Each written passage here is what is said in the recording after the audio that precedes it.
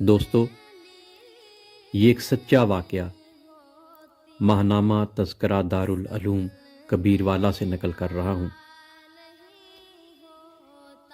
کہ میرے آقا کا فرمان کہ انا خاتم النبیین لا نبی بعدی، اور جو شخص اس پر ڈٹ جاتا ہے اور اپنی جان دے دیتا ہے تو اس کو شہیدوں میں شامل کر لیا جاتا ہے۔ اسی طرح یہ واقعہ بھی ایک مولانا کے بیٹے کا ہے کہ جو بڑا سخت بیمار ہو جاتا ہے اور اس کو ہاسپٹل میں لے کے جاتے ہیں، اور ڈاکٹر کے یہ الفاظ کہ مولانا آپ کا بیٹا بس آج شام تک کا مہمان ہے، اس کا کوئی علاج بھی ہمارے پاس نہیں۔ مولانا اپنے بیٹے کو لا علاج سمجھ کر گھر لے آتے ہیں اور اس کی تیمارداری میں مصروف ہو جاتے ہیں۔ اتنے میں دروازے پہ دستک ہوتی ہے۔ مولانا دروازے پر جاتے ہیں اور باہر دروازے پر ایک بوڑھا شخص کھڑا ہوتا ہے۔ سلام دعا کے بعد مولانا پوچھا، بابا جی خیریت سے آئے ہو؟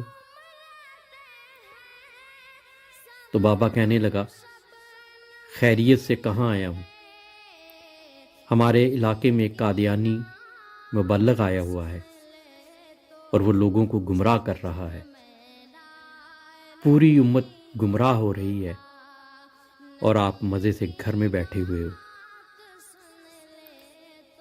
مولانا نے جیسے ہی یہ بات سنی، ان کی آنکھوں میں آنسو آ گئے اور بیوی سے کہنے لگے کہ میرا بیگ کہاں ہے؟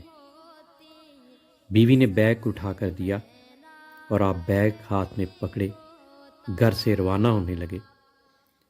بیوی نے دامن پکڑ لیا اور کہنے لگی، مولانا آخری لمحات میں اپنے نوجوان بیٹے کو اس حالت میں چھوڑ کر جا رہے ہو؟ تو مولانا نے آسمان کی طرف نظریں اٹھائی اور رو کر روانہ ہونے لگے۔ تو جاں بلب بیٹے نے کہا کہ ابا جان، میں تو شاید آج کا مہمان ہوں، چند لمحے اور انتظار کر لیجئے، شاید میں کل کی صبح نہ دیکھ سکوں اور آپ مجھے اس حال میں چھوڑ کے جا رہے ہیں۔ مولانا نے اپنے نوجوان بیٹے کو بوسہ دیا اور رونے لگے اور کہا کہ اے بیٹے، بات یہ ہے کہ میں محمد عربی صلی اللہ علیہ وآلہ وسلم کے دین کی خاطر جا رہا ہوں۔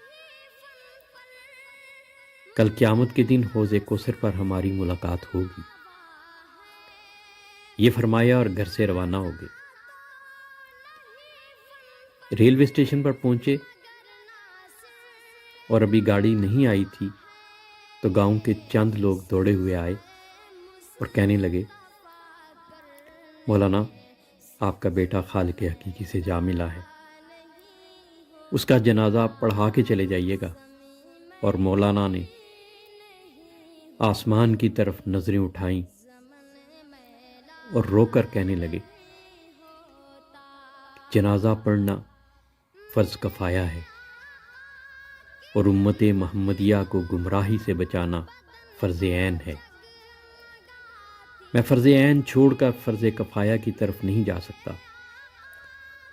پھر وہاں سے روانہ ہو گئے اور اس علاقے میں پہنچے جہاں پہ وہ قادیانی مبلغ تھا، اور اللہ کا کرنا ایسا ہوا کہ اس نے مولانا کی آمد سے پہلے ہی وہ علاقہ چھوڑ دیا۔ آپ وہاں 3 دن تک قیام پذیر رہے، اور جب واپس اپنے گھر لوٹے تو بیوی قدموں پہ گر گئی اور رو کر کہنے لگی کہ جب آپ جا رہے تھے اور بیٹے کی آخری سانسیں تھیں تو وہ آپ کی راہ تک رہا تھا، اور اس نے کہا کہ جب ابا جان واپس آ جائیں تو انہیں میرا سلام عرض کرنا۔ مولانا نے جب یہ سنا تو فوراً اپنے بیٹے کی قبر پر گئے اور وہاں کھڑے ہو کر دعا مانگنے لگے کہ اے خالق کائنات، ختم نبوت کے وسیلے سے میرے بیٹے کی قبر کو جنت کے باغوں کا ایک باغ بنا دے۔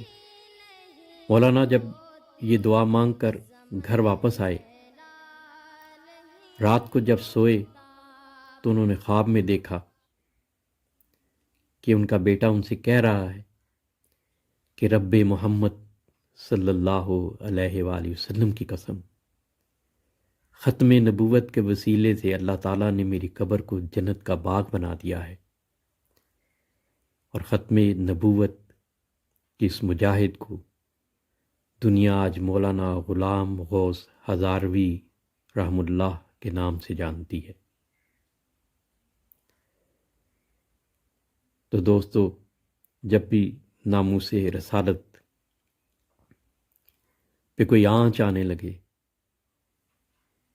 تو ایک مسلمان کو اپنی جان دینے میں بھی دریغ نہیں کرنا چاہیے۔ اللہ تعالیٰ ہمارے دلوں کو عشق نبی صلی اللہ علیہ وآلہ وسلم سے منور فرمائے، اور جن دلوں میں عشق نبی ہوتا ہے، ایمان کی سلامتی بھی انہی دلوں میں ہوتی ہے۔